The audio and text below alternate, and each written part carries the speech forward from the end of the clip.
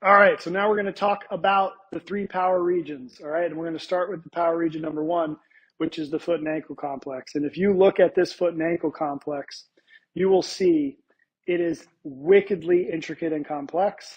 As I mentioned, there's 27 bones down here, a series of joints, all kinds of musculature attachments, and it's wickedly complex and intricate. So much happens at this foot and ankle here. And so I just wanted to show you a couple of the things that I mentioned in the book about planes of motion, because we talked about the towel crural joint where we get that dorsiflexion and plantar flexion. So this is me pushing on the gas in my car, right? Pushing on the gas in my car is called plantar flexion. Pulling my foot off the gas is dorsiflexion. And that motion, that sagittal plane motion, comes from what's called the towel crural joint. So that's one of the motions of this foot, but it's actually very small part of what the foot and ankle does. I would say that exercise land focuses mostly on calf stretching by just bringing this bone forward. Well, movement paradigm understands that it's much more intricate than that. And you'll notice that underneath the tibia and fibula, you've got a talus, and then you have the talus that sits on the calcaneus, and it creates this saddle joint. Okay, it's called the subtalar joint, which gives us this motion of side to side.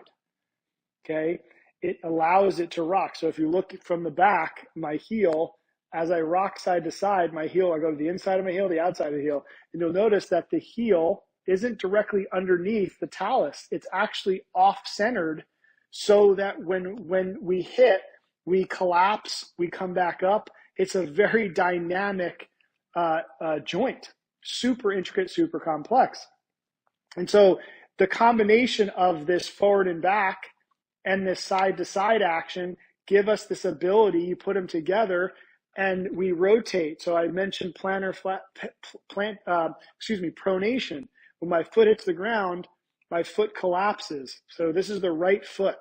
And so as my foot enters the ground, and because of where the calcaneus is, like the heel, when I hit the ground, everybody goes inside. Like the force drives me inward. Okay, that's pronation. Okay, and so when my foot hits the ground, I collapse in. Okay, all of these bones splay. I become that soft platform to a shock absorber. I become a shock absorber. And then when I'm coming to push off, the foot and ankle externally rotates the other direction, okay, pulls the arch of the foot off. So it goes from going into the ground with the foot, and then it spins out, arch pops up, so I have that stable propeller to push off of.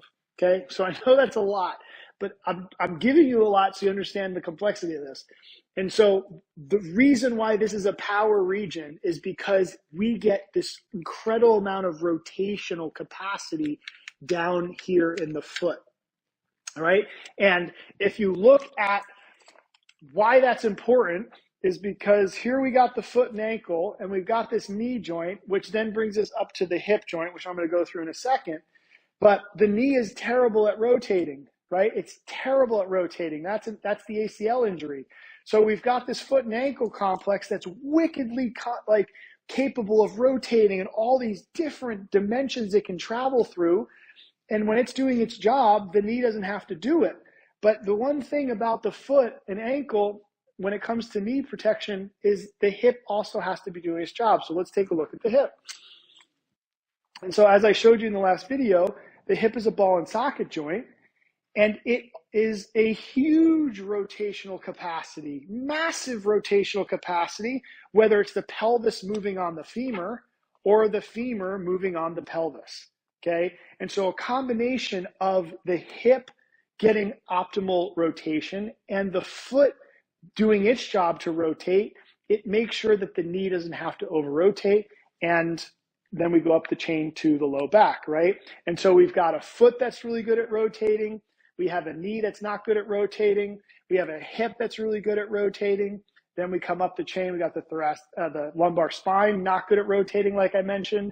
And then we end with the thoracic spine, which I showed you, which is good at rotating. It's the part of the spine that can rotate because the way those vertebral bodies are structured allow for more rotation versus the lumbar spine not made to rotate.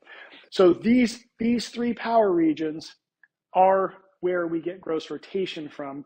So hopefully having an idea about this, and I know this stuff is kind of intricate and geeky and biomechanic stuff, and some of you might be way into this, and some of you are like, man, I understood 3% of what you just said.